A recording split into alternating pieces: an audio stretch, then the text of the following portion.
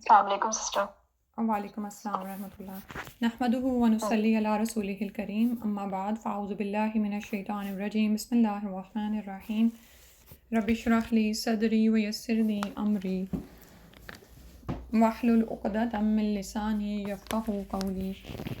سورہ النحل آیت نمبر 77 سے انشاءاللہ کرنا ہے۔ وَلِلَّهِ، اور اللہ ہی کے لیے ہیں، غیب السماواتی، غیب آسمانوں کے، والارض، اور زمین کے، وما امر الساعتی، اور نہیں ہے قیامت کی گھڑی، الا مگر کلم بسواری، یعنی آنکھ کا جھپکنا، یعنی اس ایسے ہی واقعہ ہو جائے گی قیامت کی گھڑی جیسے آنکھ کا جھپکنا، او ہوا اقربو، یا اس سے بھی قریب تر، یعنی آنکھ کو جھپکنے میں تو تھوڑا ٹائم لگتا ہے، لیکن قیامت اس قدر تیزی سے وقوع پذیر ہوگی کہ آنکھ کی جھپک سے بھی کم تر وقت لگے گا۔ ان اللہ، بے شک اللہ تعالیٰ، علی، اوپر، کل شیء قدیر، اوپر ہر چیز کے قدرت رکھتا ہے۔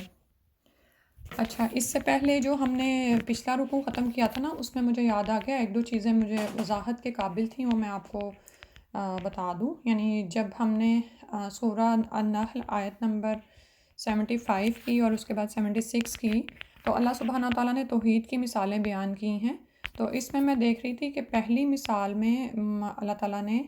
فرمایا کہ اللہ نے ایک مثال بیان فرمائی کہ غلام ہے جو کسی کی ملکیت پر ہے، ملکیت میں، اور کسی چیز پر قدرت نہیں رکھتا، ٹھیک ہے، اور جسے ہم نے اپنی طرف سے عمدہ روزی عطا فرمائی، سو وہ اس میں سے پوشیدہ اور ظاہر خرچ کرتا ہے۔ کیا وہ برابر ہو سکتے ہیں؟ سب تعریفیں اللہ کے لیے ہیں، ان میں سے اکثر بنیادی حقیقت کو بھی نہیں جانتے۔ اور اس میں یہاں پر دراصل اللہ سبحانہ تعالیٰ نے جو بیان کی ہے مثال، وہ دراصل اللہ کی قدرت کی مثال بیان کی جا رہی ہے، ٹھیک ہے، اور اس کے بعد یعنی اللہ سبحانہ تعالیٰ کی ذات میں کوئی شریک نہیں ہے۔ اور اس کے بعد اللہ سبحانہ تعالیٰ نے جو اگلی مثال بیان کی ہے، اس میں اختیارات کے ہونے یا نہ ہونے کا تقابل پیش کیا گیا ہے۔ فرمایا کہ بیان کی اللہ نے ایک مثال دو آدمیوں کی، جن میں سے ایک گونگا ہے، وہ کسی چیز پر قدرت نہیں رکھتا، اور وہ اپنے مالک پر بوجھ ہے، اسے وہ جدھر بھی بھیجتا ہے کوئی بھلائی لے کر نہیں آتا۔ کیا وہ گونگا اور وہ شخص جو لوگوں کو عدل و انصاف کا حکم دیتا ہے اور وہ خود سیدھی راہ پر گامزن ہے، دونوں برابر ہو سکتے ہیں؟ تو پہلی مثال میں اختیار ہونے یا نہ ہونے کا تقابل تھا، اور اس مثال میں یہ جو دوسری ابھی میں نے پڑھی ہے، اس میں صفات کا تقابل پیش کیا گیا ہے، ٹھیک ہے۔ یعنی پہلی مثال میں آپ یہ دیکھیں نا، آ رہا ہے لا یقدر علی شیء، اور دوسری طرف وہ ہے وَمَن رَزَقْنَاهُ مِنَّا رِزْقًا حَسَنًا فَهُوَ يُنْفِقُ مِنْهُ۔ تو پہلی مثال میں اختیارات ہونے یا نہ ہونے کا تقابل ہے، کہ یعنی ایک یہ ہے کہ کوئی انڈیپینڈنٹ ہے، اور ایک یہ ہے کہ کوئی ڈیپینڈنٹ ہے، وہ خود سے کوئی کام نہیں کر سکتا، بلکہ جو مالک اس سے کراتا ہے وہی کرتا ہے، یا وہ اس کے بھی قابل نہیں ہے، ٹھیک ہے۔ اور دوسری مثال میں صفات کا تقابل پیش کیا گیا ہے۔ اب یہاں پر رجلین نہیں، اس سے اوپر آ گئی نا، ابھی میں اس کو پیچھے والے کو ایکسپلین کر رہی تھی، کیونکہ یہ مجھ سے نا پچھلی دفعہ حیران ہو رہی کہ آپ کہہ رہے ہیں 77 ہے، یہ وہ والی آیت ہی نہیں ہے۔ یہ پچھلی دفعہ یہ ہوا تھا کہ مجھ سے نا اختیارات اور صفات کا جو ہے نا وہ اوپر نیچے ہو گیا تھا، تو میں نے کہا اس کو آج ایکسپلین کر دوں۔ اور دوسری بات جو ہمیں ایک اور جاننی ہے وہ یہ کہ آیت نمبر 76 میں کچھ علماء نے اس مثال کا اطلاق بتوں اور ان کے مقابلے میں اللہ تعالیٰ پر کیا ہے، اور بعض نے اس کا اطلاق مشرکوں اور اس کے مقابلے میں مومنوں یا خود رسول اللہ صلی اللہ علیہ وسلم پر کیا ہے، ٹھیک ہے۔ تو اینڈ پہ بتایا جا رہا ہے وَهُوَ عَلَىٰ صِرَاطٍ مستقیم، یعنی اللہ سبحانہ تعالیٰ کے لیے بھی یہ بات ہو سکتی ہے کہ اللہ تعالیٰ سیدھے راستے پر ہے، اور دوسرا یہ کہ یہ بھی کہ نبی صلی اللہ علیہ وسلم اور مومنین اس راستے پر ہیں، اور یہ عدل کے ساتھ حکم دیتے ہیں، تو یہ اس کے برابر ہو سکتے ہیں جو اندھا بہرا گونگا ہے اور کسی بھی چیز پر قدرت نہیں رکھتا اور اپنے مالک پر بوجھ ہے۔ تو یہاں تک توحید کی مثالیں ختم ہوتی ہیں۔ اب اس سے آگے پھر بات فرمائی جا رہی ہے، یعنی توحید پر اگر انسان ایمان لے آئے تو اس سے آگے کو بھی سمجھنا انسان کے لیے کوئی مشکل نہیں ہے۔ جیسے اب اس آیت کو آج ہم نے پڑھا تو اللہ تعالیٰ نے فرمایا کہ اللہ ہی کے لیے ہیں آسمانوں اور زمین کے غیب، اور قیامت کی گھڑی ایسے ہے کہ جیسے آنکھ کا جھپکنا یا اس سے بھی کم تر وقت میں رونما ہو جائے گی۔ تو یہاں پر مشرکوں کا جو اعتراض تھا نا، اس کا ذکر کیے بغیر جواب دیا جا رہا ہے۔ آپ جانتے ہیں نا کہ مشرک اکثر یہ سوال کرتے رہتے تھے کہ قیامت کب آئے گی، کتنے سال بعد، کس مہینے کو، کس تاریخ کو آئے گی۔ تو اس کا ذکر یہاں پر ہمیں مل رہا ہے کہ تم قیامت کی بات کرتے ہو، جس وقت وہ گھڑی واقعہ ہوگی تو وہ تو بالکل ہی اچانک ہی آ جائے گی، ٹھیک ہے۔ اور دوسرا یہ کہ شروع میں جیسے فرمایا کہ وَلِلَّهِ غیب السماوات والارض، اللہ ہی کے لیے آسمانوں اور زمین کے غیب ہیں۔ قیامت کی گھڑی تمہیں پوشیدہ لگتی ہے، دور لگتی ہے، اور تم اس کے بارے میں سوالات کیے جاتے ہو بجائے اس کی کہ تیاری کرو۔ تو اللہ کے سامنے ہے ہر چیز، چاہے وہ آسمانوں میں ہے یا زمین میں ہے، غائب تو وہ تمہاری نظروں سے ہے، لیکن اللہ کے علم کے آگے تو کچھ بھی چھپا ہوا نہیں ہے، اس کے سامنے تو یہ سب کچھ بالکل موجود اور حاضر ہے۔ اور آپ یہ دیکھیں کہ جب کسی چیز نے رونما ہونا ہوتا ہے، جیسے ہم دنیا میں جب اپنا کوئی کام کرتے ہیں اور کسی ایونٹ کی کوئی ڈیٹ مقرر کرتے ہیں، تو جب ہم مقرر کر لیتے ہیں تو وہ آ ہی جاتی ہے ڈیٹ، ٹھیک ہے۔ تو اللہ سبحانہ تعالیٰ کی قدرت تو اس سے کہیں بڑھ کر ہے، اور اللہ کے سامنے تو تمام واقعات بالکل سامنے ہیں۔ مستقبل ہمارے لیے مستقبل ہے اور چھپا ہوا ہے کہ جب تک وہ رونما نہیں ہوگا تو ہمیں پتہ نہیں اس کا چلتا۔ تو لیکن اور اس میں جو ڈرنے والی بات ہے نا، وما امر الساعۃ الا کلمح البصر او هو اقرب، وہ یہ ہے کہ جب قیامت اس طرح نہیں آئے گی کہ جیسے ابھی میں نے مثال دی نا کہ آپ نے اپنا کسی جیسے اسی ویکینڈ کا کوئی فنکشن آپ نے ارینج کرنا اور آپ نے کہہ دیا اس سیٹرڈے یا سنڈے کو ہوگا، ٹھیک ہے، تو لوگ تیاری کرنا شروع ہو جاتے ہیں۔ تو یاد رکھو قیامت ایسے نہیں واقعہ ہوگی کہ اللہ تعالیٰ کوئی دن آپ کو بتا دیں۔ ہمیں احادیث سے یہ پتہ چلتا ہے کہ جمعے کے دن رونما ہوگی، اور جمعے کے دن بھی آپ یہ دیکھیں کہ انسان ایسا غافل ہے کہ انسانوں اور جنوں کے علاوہ تمام ذی روح گھبرائے ہوئے ہوتے ہیں، اور ہم کیسے غافل ہوتے ہیں نا فجر کے وقت بھی۔ تو قیامت ایسے نہیں آئے گی کہ انسان اس کو دور سے آتا دیکھ لے گا اور اس کو پتہ چل جائے گا اور وہ سنبھل جائے گا اور توبہ تائب کر لے گا، ایسا نہیں ہوگا، بلکہ جب آنی ہے تو وہ پلک جھپکنے بلکہ اس سے بھی کمتر وقت میں آ جانی ہے۔ اب یہاں پر رکھ کر ہم اپنے اعمال کو دیکھیں، کیونکہ مشرکین کی بات ہو رہی ہے نا، وہ بجائے یہ کہ قیامت کے دن کی تیاری کرتے، وہ صرف اس بات میں پڑے ہوئے تھے کہ اس نے کب آنا ہے، ٹھیک ہے۔ اصل تو ہمیں جو قیامت کا بتایا جا رہا ہے وہ اس لیے کہ انسان دنیا میں سنبھل جائے اور گناہوں سے تائب ہو کر اللہ کی طرف زیادہ سے زیادہ رجوع کرے، اس کی طرف رغبت کرے، اور ہر وقت اسی دھیان میں رہے کہ یعنی میں آخرت کے لیے کیا اکٹھا کر رہا ہوں۔ دیکھیں ہم اپنے گھنٹے میں کتنے منٹ گزارتے ہیں، ہر منٹ میں کتنے سیکنڈ گزارتے ہیں، ان سیکنڈز کا بھی انسان حساب رکھے کہ میں کہاں کہاں وقت ضائع کر رہا ہوتا ہوں، اور کہاں کہاں میں اللہ سبحانہ تعالیٰ کے لیے کوئی کام کر رہا ہوتا ہوں، یا ذکر کر رہا ہوتا ہوں، یا جیسے کوئی خدمت کر رہا ہوں، کوئی عبادت کر رہا ہوں، یا کوئی تبلیغ اور دعوت کا کام کر رہا ہوں، ٹھیک ہے۔ اگر ہماری زندگی میں یہ نہیں ہے تو ہم بھی غافل ہی ہیں نا کہ کس طرح سے وقت گزرتا چلا جاتا ہے، ایک گھنٹہ گزرتا ہے پھر اگلا گھنٹہ گزرتا ہے۔ لیکن اس کے برعکس اگر ہم اللہ سے جڑ جائیں اور اپنے کام یعنی پریورٹی ہم ذکر الہی کو دیں تو آپ دیکھیں کہ وقت اتنا بچ جاتا ہے، باقی کام بھی آسان ہو جاتے ہیں، ٹھیک ہے۔ تو اس آیت سے جو عمل کی بات ہمیں پتہ چل رہی ہے وہ یہ ہے کہ ہم اپنی زندگی سے اس بات کو نکالنے کی کوشش کریں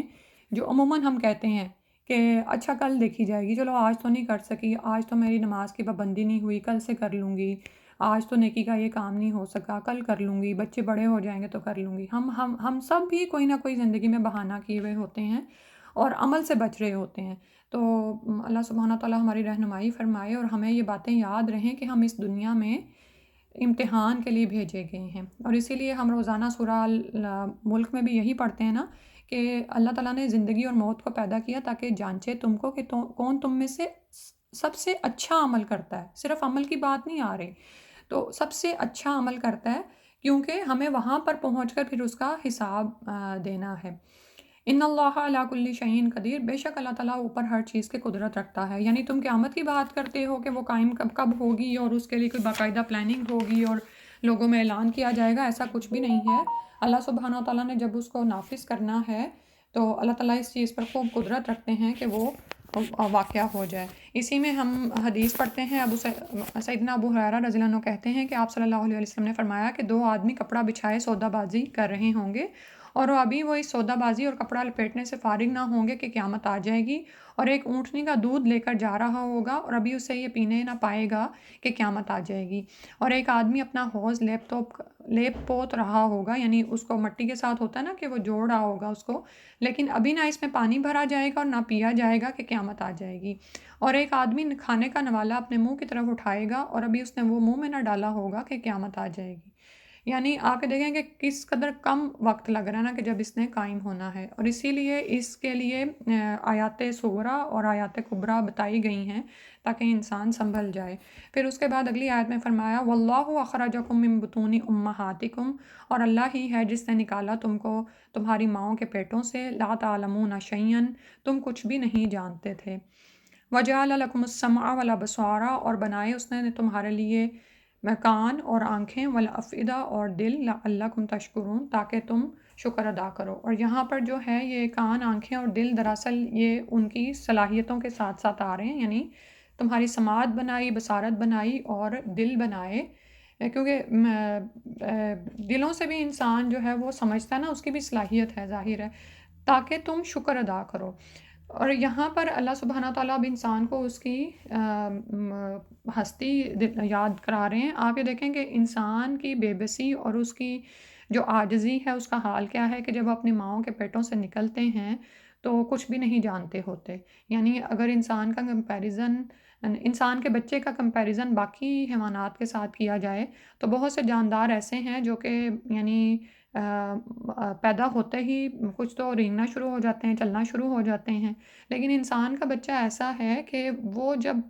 پیدا ہوتا ہے تو چلنا تو درکنار، وہ یعنی گھسیٹ بھی نہیں سکتا، اتنا وہ محتاج ہوتا ہے، ٹھیک ہے۔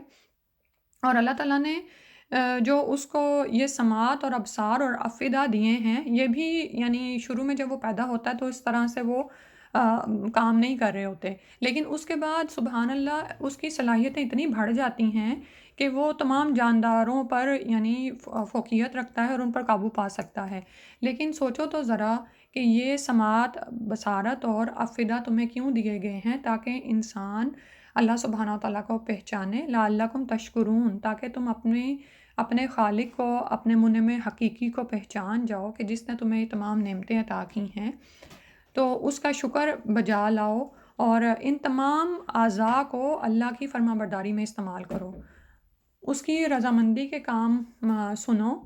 اور اس کی رضامندی کے کاموں کو ہی دیکھو جو اللہ تعالیٰ کی کائنات میں مختلف طرح کی نشانیاں بکھری ہوئی ہیں، ان سے اللہ تعالیٰ کی پہچان حاصل کرو۔ اور اسی طرح جب سماعت اور بصارت کو انسان اللہ کی فرما برداری میں لگاتا ہے تو پھر دل بھی سدھر جاتے ہیں، ٹھیک ہے۔ تو دل کیسے پھر سدھرتے ہیں کہ پھر دلوں کے اندر ہدایت آتی ہے، اللہ کا نور آتا ہے، اور یہ تبھی ہوتا ہے جب انسان کی نظر جو ہے اللہ کو پہچاننے والی اور اس کا شکر ادا کرنے والی ہو۔ لیکن دوسری طرف ہم دیکھتے ہیں کہ انسان کا حال کیا ہے کہ یہ سب کچھ وہ حاصل کرتا ہے لیکن اس کو فور گرانٹیڈ لیتا ہے، سماعت ہیں، بصارت ہے، دل ہیں، لیکن زیادہ تر ہم ان کو، اور ہم میں سے اکثریت ان کو کن اعمال میں استعمال کر رہی ہوتی ہے؟ وہی جو عام جانور کرتے ہیں نا، کہ کھاتے پیتے ہیں، چلتے پھرتے ہیں، شادی کرتے ہیں، یعنی نسل کو بڑھاتے ہیں، ٹھیک ہے۔ اور بہت ہی کم ہیں جو کہ اللہ کی ہستی کو پہچان جاتے ہیں اور ان تمام کو اللہ تعالیٰ کی معرفت حاصل کرنے میں اور اس کا شکر ادا کرنے میں لگاتے ہیں۔ تو ہم دیکھیں ہم کہاں پر فال کرتے ہیں، ہماری سماعت، ہماری بصارت، ہمارے دل کن کاموں میں پڑے ہوئے ہیں، کن کاموں میں ہم آگے بڑھتے ہیں، دوڑ لگاتے ہیں، ہماری آنکھیں کیا دیکھتی ہیں، ہمارے کان کیا سنتے ہیں۔ آپ یہ دیکھیں کہ یہ دونوں ہی جو ہیں دل کی طرف پہنچنے والے دروازے ہیں، ان سے جو کچھ آپ اپنے اندر ڈالتے ہیں نا وہی کچھ آپ کے سارے جسم پر اثر انداز ہوتا ہے، اور جو آپ کا جسم بن جاتا ہے نا ویسے ہی اثرات آپ سے دوسروں تک منتقل ہوتے ہیں، ٹھیک ہے۔ کوئی ایک شخص ہے نا، مومن ہے، وہ اپنی آنکھوں کو اللہ کی راہ میں لگائے ہوئے ہے، ان سے اللہ کے دین کو سیکھ رہا ہے، اللہ تعالیٰ کی کائنات میں غور و فکر کرتا ہے، اللہ کی معرفت حاصل کرتا ہے، کانوں سے وہ اللہ تعالیٰ کی حق کی باتیں سنتا ہے، اور یعنی وحی الہی کے پیغامات سنتا ہے اور پھر ان کو آگے پہنچاتا ہے، اور دل اس کے اللہ کی یعنی نور سے روشن ہے۔ تو ایسا شخص کیا ہوتا ہے پھر لوگوں میں چلتا پھرتا اللہ کا ایک شعیرہ بن جاتا ہے، اللہ کی ایک نشانی بن جاتا ہے۔ بعض اوقات ہوتا ہے نا کہ کسی شخص کو دیکھ کر آپ کو اللہ یاد آ جاتا ہے، ٹھیک ہے۔ آپ کسی شخص کو دیکھتے ہیں تو آپ کو نماز یاد آ جاتی ہے، او میری تو نماز رہ گئی، مجھے نماز پڑھنی ہے، ٹھیک ہے۔ دوسری طرف وہ لوگ ہیں جنہوں نے اسی سماعت اور بصارت اور افئدہ کو غلط کاموں میں لگا دیا، کانوں سے وہ شیطان کا باجا ہی سنتے ہیں، اس کے علاوہ وہ چین ہی نہیں پاتے۔ بصارت ہے تو اس سے وہ اللہ کی حرام کردہ چیزوں کو دیکھتے ہیں، اور اسی طرح دل ہیں تو اس پر تالے پڑ گئے ہیں، کیونکہ جو باہر سے اندر جاتا ہے نا پھر وہی دل ویسے ہی بنتے چلے جاتے ہیں. تو پھر اس میں پھر کیا ہے کہ شکر بھی پھر کس طرح سے آئے جب انسان مانے ہی نہ اللہ کی ہستی کو اور نہ ہی اس کو پہچانے تو پھر کیا صورتحال بنے. تو انشاءاللہ جیسے اوپر والی آیت میں ہم نے آج کا عمل یہ سیکھا کہ قیامت کے لیے تیاری کرنی ہے. ٹھیک ہے، تو پھر ہم نے جب اس کے لیے تیاری کرنی ہے تو اللہ تعالیٰ نے ہمیں جو اتنے یعنی سماعت دی، بصارت دی اور افئدہ دی ہے. آپ یہ دیکھیں کہ بعض اوقات آپ کے دل میں وہ خیال آتا ہے جو کسی دوسرے کے دل میں نہیں آیا ہوتا، تو اس پہ شکر ادا کیا کریں کہ سبحان اللہ، مجھے اللہ سبحانہ تعالیٰ نے یہ صلاحیت عطا فرمائی کہ میں چیزوں کو اس طرح سے دیکھتی ہوں. ٹھیک ہے، افئدہ ہے نا، بصیرت ہوتی ہے نا کہ دلوں کی بھی آنکھیں ہوتی ہیں، دلوں کی بھی ایک سوچ ہوتی ہے. پھر اس کے بعد فرمایا الم یرو الی الطیری، کیا وہ دیکھتے نہیں پرندوں کی طرف، مسخرات مسخر کیے گئے ہیں فی جوی السماء، آسمانوں کی فضا میں،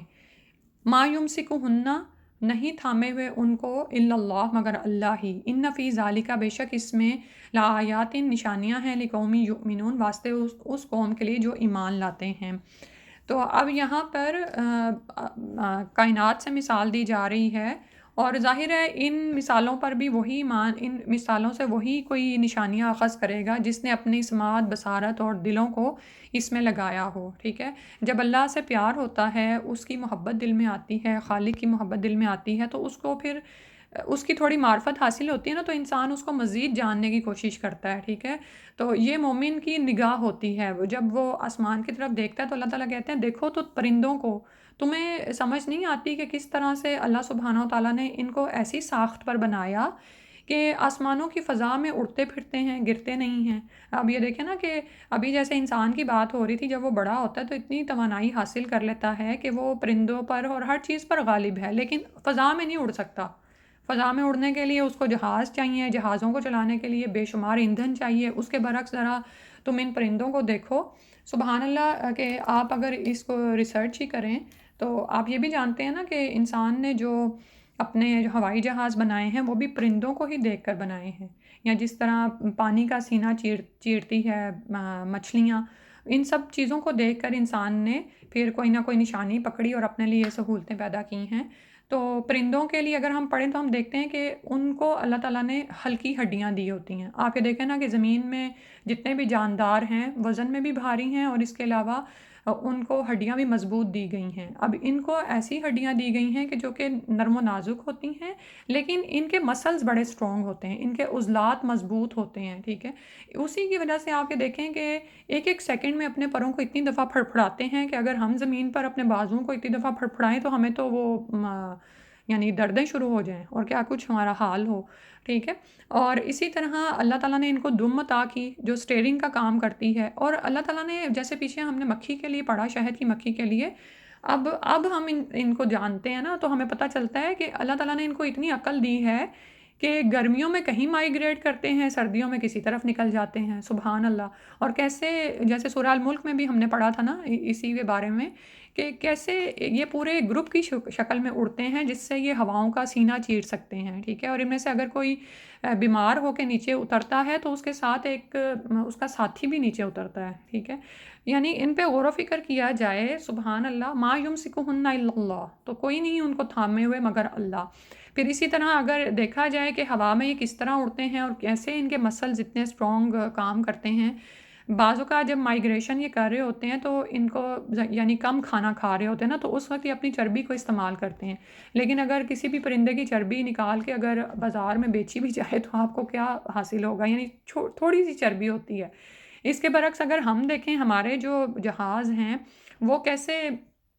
کتنا ایندھن کھا جاتے ہیں نا. ٹھیک ہے، تو ذرا سوچو تو ذرا کہ یہ اللہ سبحانہ تعالیٰ کی چھوٹی چھوٹی مخلوقات ہیں، لیکن ان کے کام کتنے پیچیدہ ہیں.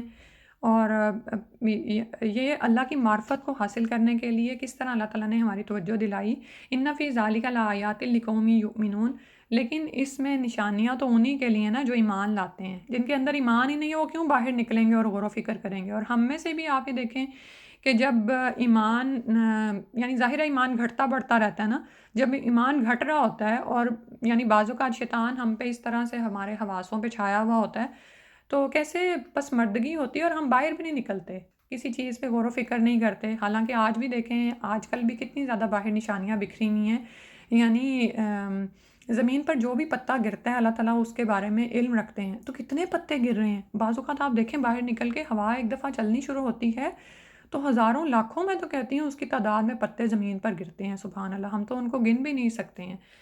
پھر اس کے بعد فرمایا واللہ جعل لکم, اور اللہ ہی ہے جس نے بنایا تمہارے لیے من بیوتکم, تمہارے گھروں میں سے, سکنن, رہائش کی جگہ یعنی سکونت رہنے کی جگہ, وجعل لکم من جلودی, اور بنایا تمہارے لیے کھالوں میں سے, الانامی, چوپایوں کے, بیوتن, گھر, تستخفونہا, تم ان کو ہلکا پاتے ہو, یعنی وہ اتنے ہلکے ہوتے ہیں کہ تم انہیں اٹھائے پھرتے ہو, یوم ذانکم, اپنے کوچ کے دن, یعنی جب تم سفر کرتے ہو تو ان خیموں کو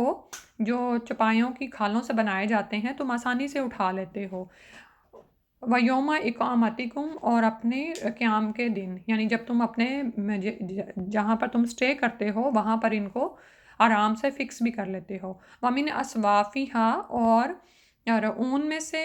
اسواف, صوف جو ہے نا بھیڑ کی اون کے لیے آتا ہے, ٹھیک ہے. اوباریہا, اور وبر جو ہے وہ اونٹ کی اون کے لیے آتا ہے. اور اسی طرح اشعاریہا, اور بکری کے جو یہ بال وغیرہ ہوتے ہیں نا اس کے لیے یہ آتا ہے. یعنی مویشی جانوروں, جو بھی جانور ہیں اس میں دیکھو کہ تمہارے لیے اللہ تعالیٰ نے کتنے فائدے رکھے ہیں. کھانا پینا ہے, اور پھر ان کی کھالوں سے تم اپنے لیے مختلف طرح کا سامان بنا لیتے ہو, ٹھیک ہے. اساساً سامان بناتے ہو, و متان, اور برتنے کی چیزیں, الہین, طرف ایک مقررہ مدت تک کے لیے. تو اللہ تعالیٰ نے پہلے جو ان سا ہے پرندوں کی نشانی سے سبق سکھایا انسان کو. اب یہاں پر جو تمہارے سامنے ہیں بکھرے پڑے ہیں زمین پر ہی, پہلے آسمان کی مثال دی گئی ہے نا. آسمانوں کی طرف دیکھو کہ کس طرح اللہ تعالیٰ نے پرندوں کو اڑایا ادھر, اور یہاں پر اب بتایا کہ کس طرح تم اپنے گھروں کو بنا لیتے ہو جس میں تم رہائش اختیار کرتے ہو, اور مویشیوں کی کھالوں سے اپنے گھر بنا لیتے ہو, ٹھیک ہے. اور کیونکہ اب یہ دیکھیں یہ کام ابھی تک ہو رہا ہے. آپ کیسے لیدر کے جو خیمے ہیں ان کو آپ جب باہر جاتے ہو یا کسی یعنی باہر اگر آپ جا کے آپ نے کچھ عرصہ گزارنا ہو کہیں, تو وہاں پر کیسے آپ ان کو لگا لیتے ہو, اور یہ ہلکے ہوتے ہیں, آپ ان کو دوبارہ سے سمیٹ کے فٹ کر لیتے ہو اور اپنی گاڑی میں رکھ کے لے آتے ہو, چاہے گھروں میں ہوں یا باہر لے جانے کے لیے ہوں, یہ تمہارے لیے آسان ہے. اور اسی طرح بھیڑوں کی اون سے, اونٹوں کی اون سے, اور بکری کے بالوں سے مختلف طرح کی چیزیں بنتی ہیں جو تمہارے لیے گھر کا سامان فراہم کرتی ہیں اور کچھ مدت کے لیے معیشت بھی فراہم کرتی ہیں, ٹھیک ہے. الہین کا وقت لفظ کیوں آیا ہے کہ یعنی ہر ایک کو, یہ سورہ البقرہ میں ہم نے پڑھا تھا نا کہ ہر ایک کو ایک وقت دیا گیا ہے اور متاع دی گئی ہے. تو اب یہاں پر اس مقررہ وقت تک تم یہ سب کچھ استعمال کرتے ہو. تو انسان کو اللہ سبحانہ تعالیٰ نے کس کس طرح سے کیا کیا کچھ عطا فرمایا ہے. اور یہاں پر آپ یہ دیکھیں کہ پہلے نشانیوں کا ذکر ہے, لیکن انسان کا حال کیا ہے کہ ان نشانیوں کو پہچان کر اللہ کی طرف جھکنے یا عبادت کرنے کی بجائے یہ جو معیشت والا کام ہے نا یہ اس کو بڑا بھاتا ہے, ٹھیک ہے. یعنی یہ سب کو یاد ہوتا ہے. صبح آپ یہ دیکھیں کہ بہت سے لوگ فجر کے غافل ہوتے ہیں, لیکن اٹھ کے جب رزق کمانے کا وقت ہوتا ہے اس وقت آپ دیکھیں کہ کس طرح سے رش پڑ جاتا ہے سڑکوں پہ نا. تو یعنی یہ سب کام تم کرتے ہو. یہاں پر بتایا نا کہ تم اپنے گھر بناتے ہو رہائش کے لیے, اور یہ نہیں سوچتے کہ تم یہ کیسے بناتے ہو. یعنی یہ سب کچھ اللہ تعالیٰ کی مخلوقات کے ذریعے ہی تم کوئی چیزیں بنا لیتے ہو. تو پھر اس ہستی کا شکر کیوں نہیں ادا کرتے, کیوں دنیا میں ہی ڈوب جاتے ہو اور اساس ہی بنانے میں پڑ جاتے ہو اور سامان ہی اکٹھا کرنے میں پڑ جاتے ہو, ٹھیک ہے. یعنی اس سے منع نہیں کیا گیا, لیکن دراصل اگر انسان اس میں غور و فکر کرے تو اشارہ ہے کہ کیسے انسان کسب معاش میں اور دنیاوی کاروبار میں ہی ایسا مشغول ہو جاتا ہے کہ یہی چیزیں پھر اس کو اللہ کی راہ میں سے روکتی ہیں, ٹھیک ہے. اور وہ کیا کرتا ہے کہ اللہ ہی کو بھول جاتا ہے. کتنے ہی لوگ ہیں جو کہ فرض نمازوں سے غافل ہیں اور وہ ان کو ان کے اوقات پہ نہیں ادا کر رہے ہوتے, صرف اس لیے کہ ہم کیسے نماز پڑھیں ہمارا کاروبار چھٹتا ہے. عصر کی نماز کی حفاظت کی کتنی تلقین آئی ہے, اس لیے کیونکہ اس وقت جو ہے نا دن کا اختتام ہو رہا ہوتا ہے, ہر ایک کو اپنے کاروبار کی پڑی ہوئی ہوتی ہے. یا آفیسز میں آپ دیکھیں کہ دن ختم ہو رہا ہوتا ہے نا تو لوگ جلدی جلدی اپنا کام سمیٹ رہے ہوتے ہیں. بعض اوقات گھروں میں عورتوں کا بھی یہی حال ہوتا ہے. ایسا غافل کرتا ہے شیطان ہمیں ہماری عصر کی نماز سے, حالانکہ باقی نمازوں کی حفاظت کا حکم آیا اور اس کے لیے خاص طور پر الگ سے فرمایا. حافظوا علی الصلوات والصلاۃ الوسطیٰ کہ درمیان کی نماز کی حفاظت کرو. اور حدیث کا مفہوم ہے کہ جس کی یہ نماز قضا ہوگی اس کا تو سمجھو گھر بار لٹ گیا. ٹھیک ہے، لیکن ہم گھر بار بچانے میں ہی جو ہے اساس اور متاع کے پیچھے لگے رہتے ہیں اور کتنی ہی چیزوں سے ہم غافل ہیں. اگر ہم نمازوں کی پابندی کر بھی لیتے ہیں تو پھر بھی متاع کی لالچ اور ہوس اتنا زیادہ ہے کہ یہ سمیٹ لو، وہ سمیٹ لو، وہ ٹھیک کر لو، وہ کر لو، اسی میں ہی انسان کی زندگی ختم ہو رہی ہے. اور ابھی جو پیچھے پرندوں کا ذکر آیا نا، اس میں ہم یہاں پر عمر رضی اللہ عنہ کی ایک حدیث بھی پڑھتے ہیں، کیونکہ اب آپ جب ہم غور و فکر کریں گے نا تو ہم کمپیریزن کر سکتے ہیں کہ دیکھو ذرا پرندے کیسے ہواؤں میں اڑتے ہیں اور کیسے اللہ پر توکل کرتے ہیں. تو سیدنا عمر رضی اللہ عنہ کہتے ہیں کہ رسول اللہ صلی اللہ علیہ وسلم نے فرمایا اگر تم اللہ پر ایسا توکل کرتے جیسا کرنے کا حق ہے تو تم کو بھی اسی طرح رزق دیا جاتا جس طرح پرندوں کو دیا جاتا ہے. وہ صبح کو خالی پیٹ جاتے ہیں اور شام کو پیٹ بھر کر واپس آتے ہیں. کیا یہ ایمان ہمارا ہے کہ اگر ہم اللہ کا حق ادا کر دیں گے نا تو ہمارا رزق کہیں نہیں جائے گا؟ اگر ہم جو سجدے ہم پر لازم ہیں، جو فرض ہیں، ہم وہ کر لیں گے تو رزق کہیں نہیں جائے گا. ٹھیک ہے، لیکن اس کے برعکس انسان 2 + 2 4 کے چکروں میں پڑا رہتا ہے اور ادھر نمازیں قضا ہو رہی ہوتی ہیں اور وہ سمجھتا ہے کہ میرا کاروبار بڑا چمک اٹھا ہے، اور یہ کرتے کرتے ہی زندگی کی شام ہو جاتی ہے. پھر اس کے بعد فرمایا واللہ جعل آپ لکم نے وہ نہیں مما کرنا دوسرا؟ کیا نہیں، وہ بھی کرواتے ہیں. واللہ جعل لکم، اور اللہ نے بنایا تمہارے لیے، مما اس میں سے جو خلقہ اس نے پیدا کیا، ظلالاً سائے، وجعل لکم اور بنائے تمہارے لیے، من الجبالی پہاڑوں میں سے، اکناناً پناہ گاہیں. کن جیسے ہوتا نا، کان بھی اسی سے کہ چھپ جاتی نا جیسی چیزیں، پناہ گاہیں بنائیں. وجعل لکم اور بنائے تمہارے لیے، سرابیلا کرتے، تقیکم وہ بچاتے ہیں تم کو، الحرہ گرمی میں، و سرابیلا اور بچاتے ہیں تم کو، تقیکم سرابیلا کرتے، تقیکم بچاتے ہیں تم کو، بأسکم تمہاری لڑائی میں. کذالک اسی طرح، یتمو وہ مکمل کرتا ہے، نعمتہ اپنی نعمت، علیکم تم پر، لعلکم تسلمون تاکہ تم فرما بردار بن جاؤ. اب یہاں پر اللہ سبحانہ تعالیٰ نے مزید اپنی نعمتوں کی طرف انسان کی توجہ دلائی ہے کہ اللہ ہی ہے جس نے تمہارے لیے اس میں سے پیدا کی، جو اس نے پیدا کیا اس میں سے سائے بنائے ہیں. ٹھیک ہے، سائے انسان کو کس طرح سے حفاظت دیتے ہیں اور کس طرح اس کے لیے یعنی آسائش کا باعث ہوتے ہیں. اور کتنی ہی دفعہ پھر یعنی آپ دیکھیں کہ گرم موسموں میں یا مسافروں کے لیے کتنے یہ سہولت کا باعث ہوتے ہیں. اور اسی طرح پہاڑوں میں سے تمہارے لیے پناہ گاہیں بنائیں، یعنی وہاں پر انسان چھپتا ہے اور بعض اوقات کچھ لوگ رہائش بھی وہاں پر اختیار کیے ہوئے ہوتے ہیں. اور خاص طور پر اگر سفر میں آپ دیکھیں کہ آپ کسی ایسی جگہ پر پھنس جائیں کہ باہر بارش ہے، طوفان ہے، تو ایسے ہی پہاڑ ہوتے ہیں کہ کچھ جگہوں پر انسان پھر وہاں پر پناہ لے لیتا ہے. اور اسی طرح پھر فرمایا کہ گرمی سے بچاؤ کے لیے تمہارے لیے کرتے بنائے. اور کس طرح یہ ابھی جیسے اوپر ذکر آ رہا تھا نا مویشیوں کے چمڑوں کا، اور اسی طرح ان کی کھالوں کا، ان کے بالوں کا، ان کی اون کا، تو یہ تمام چیزیں ہیں کہ انسان اس سے اپنے لیے نعمتیں حاصل کر لیتا ہے. ٹھیک ہے، یعنی بعض اوقات اس سے اپنے لیے لباس بناتا ہے. اور اسی طرح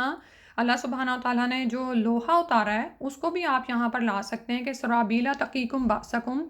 کہ لوہے سے انسان اپنے لیے ایسے کرتے بنا لیتا ہے جو اسے جنگ میں کام آتے ہیں، یعنی جو ڈھالیں وغیرہ ہوتی ہیں نا. اور اب تو باقاعدہ جیسے داؤد علیہ السلام کے لیے آتا ہے، یہاں داؤد علیہ السلام کے لیے کہ وہ کڑیوں سے کڑیاں جوڑتے تھے اور پھر اس طرح کی وہ لوہے کی شرٹ تیار ہو جاتی تھی جو کہ جنگ میں ان کے لیے حفاظت کا کام کرتی تھی. تو یہ سب کچھ اللہ سبحانہ تعالیٰ کی پیدا کردہ چیزیں ہیں کہ انسان ان سے فائدہ اٹھاتا ہے اور پھر اس سے اپنے لیے فائدہ کا سامان بناتا ہے. ٹھیک ہے، لیکن حال اس کا، اور دشمن سے بچاؤ بھی اپنا کرتا ہے. تو انسان سوچے کہ اسی طرح اللہ تعالیٰ اپنی نعمت تم پر تمام کرتا ہے تاکہ تم فرما بردار بنو، یعنی دنیا میں ہی نہ کھو جاؤ. یہ نعمتیں تو دراصل جس منعم حقیقی نے دی ہیں اور جس کام کے لیے دی ہیں انسان وہ کر لے. ٹھیک ہے، اور وہ کام کیا ہے کہ دنیا میں ہمیں زندگی گزارنے سے منع نہیں کیا گیا، کھانے پینے سے، رہائش بنانے سے، پھر وہاں پر یعنی لوگوں کے ساتھ تعلقات بھی رکھے جائیں گے، سب کچھ کیا جائے گا، لیکن یہ سب کچھ اللہ کی رضا کے لیے ہو اور اپنی آخرت کمانے کے لیے ہو انشاءاللہ. اور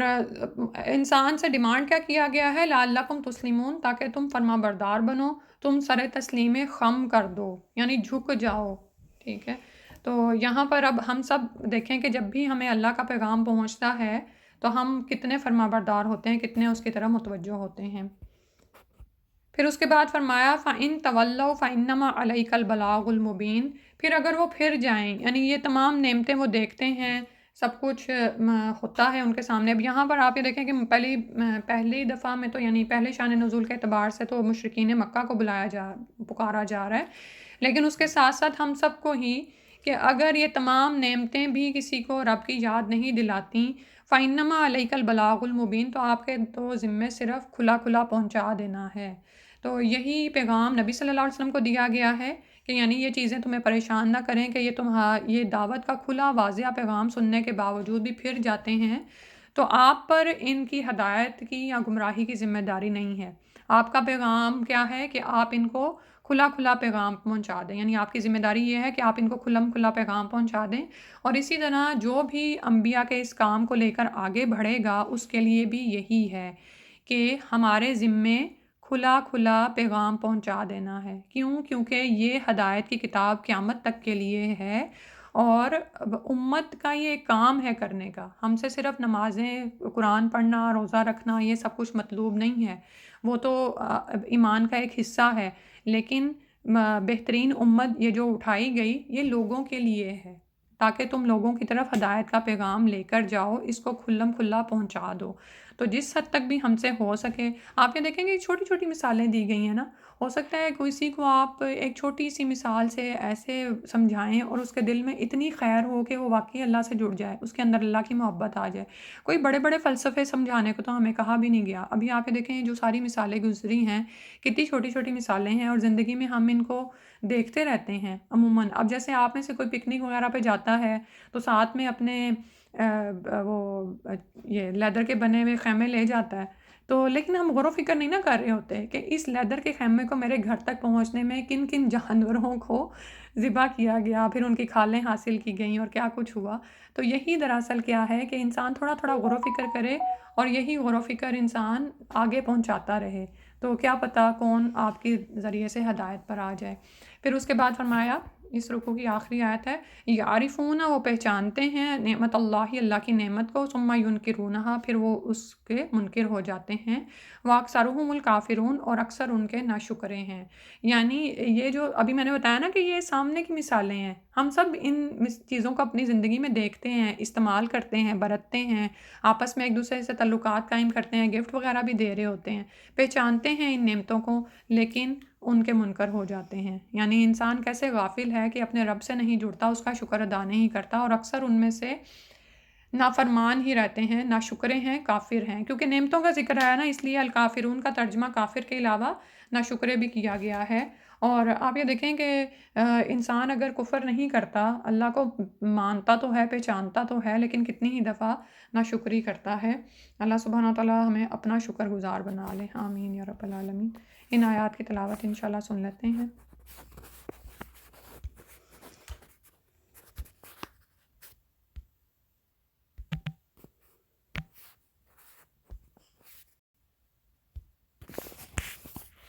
بسم اللہ الرحمن الرحیم،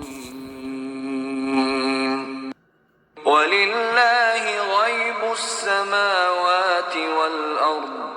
وَمَا أَمْرُ السَّاعَةِ إِلَّا كَلَمْحِ الْبَصَرِ أَوْ هُوَ أَقْرَبُ إِنَّ اللَّهَ عَلَى كُلِّ شَيْءٍ قَدِيرٌ وَلِلَّهِ غَيْبُ السَّمَاوَاتِ وَالْأَرْضِ وَمَا أَمْرُ السَّاعَةِ إِلَّا كَلَمْحِ الْبَصَرِ أَوْ هُوَ أَقْرَبُ إِنَّ اللَّهَ عَلَى كُلِّ شَيْءٍ قَدِيرٌ وَاللَّهُ أَخْرَجَكُم مِّن بُطُونِ أُمَّهَاتِكُمْ لَا تَعْلَمُونَ شَيْئًا وَجَعَلَ لَكُمُ السَّمْعَ وَالْأَبْصَارَ وَالْأَفْئِدَةَ لَعَلَّكُمْ تَشْكُرُونَ أَلَمْ يَرَوْا إِلَى الطَّيْرِ مُسَخَّرَاتٍ في جو السماء ما يمسكهن إلا الله إن في ذلك لآيات لقوم يؤمنون والله جعل لكم من بيوتكم سكنا وجعل لكم من جلود الأنعام بيوتا تستخفونها يوم ظعنكم ويوم إقامتكم ومن أصوافها وأوبارها وأشعارها أثاثا ومتاعا إلى حين والله جعل لكم مما خلق ظلالا وجعل لكم من الجبال أكنانا جعل لكم سرابيل تقيكم الحر وسرابيل تقيكم بأسكم كذلك يتم نعمته عليكم لعلكم تسلمون فإن تولوا فإنما عليك البلاغ المبين يعرفون نعمة الله ثم ينكرونها وأكثرهم الكافرون سبحانك اللهم وبحمدك نشهد أن لا إله إلا أنت